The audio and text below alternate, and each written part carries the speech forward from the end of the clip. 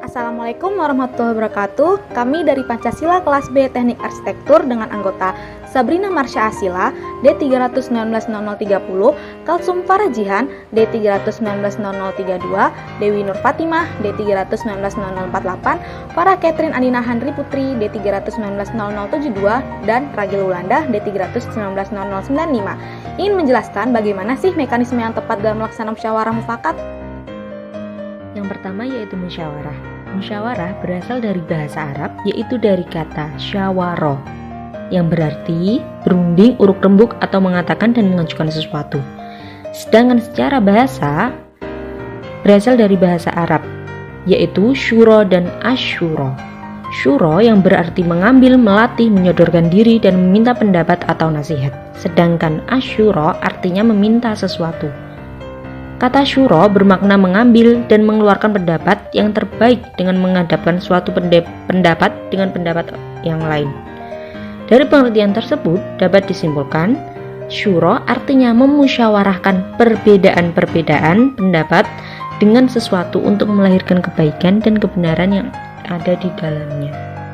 Dalam Kamus Besar Bahasa Indonesia, musyawarah berarti pembahasan bersama dengan maksud mencapai keputusan atas penyelesaian masalah. Dengan demikian, pengertian musyawarah adalah suatu sistem pengambilan keputusan yang melibatkan banyak orang dengan mengakomodasi semua kepentingan sehingga tercipta suatu keputusan yang disepakati bersama dan dapat dijalankan oleh seluruh peserta yang mengikuti musyawarah. Musyawarah memiliki beberapa prinsip, di antara lain ialah musyawarah dilandasi dengan akal sehat dan hati nurani yang luhur, dilandasi semangat gotong royong dan kekeluargaan, mengutamakan kepentingan bersama, menghargai pendapat orang lain, serta keputusan yang diambil harus dapat dipertanggungjawabkan secara massal kepada Tuhan Yang Maha Esa. Tujuan dalam bermusyawarah: yang pertama, melatih untuk mengeluarkan pendapat atau ide. Yang kedua, masalah dapat segera terpecahkan. Yang ketiga, keputusan yang diambil memiliki nilai keadilan. Yang keempat, hasil keputusan yang diambil dapat menguntungkan semua pihak. Yang kelima, dapat menyatukan pendapat yang berbeda. Yang keenam, adanya kebersamaan. Yang ketujuh, dapat mengambil kesimpulan yang benar. Yang kedelapan, mencari kebenaran dan menjaga diri dari kekeliruan. Yang kesembilan, menghindari celaan. Dan yang terakhir, menciptakan stabilitas emosi.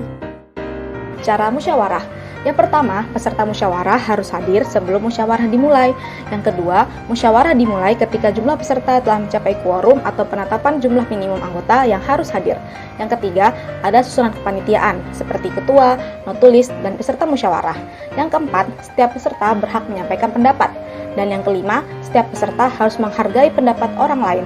Dan yang terakhir, pendapat yang disampaikan harus dapat diterima secara akal sehat, tidak untuk kepentingan pribadi atau golongan, tidak menimbulkan perpecahan sesuai norma, dan tidak menyinggung perasaan orang lain. Oh iya, bagaimana sih cara mengeluarkan pendapat?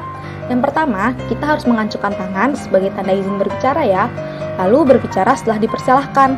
Jika ada yang berbicara, tunggu sampai pembicaraan selesai. Dan yang terpenting, kita harus bersikap sopan dan mengeluarkan suara yang jelas.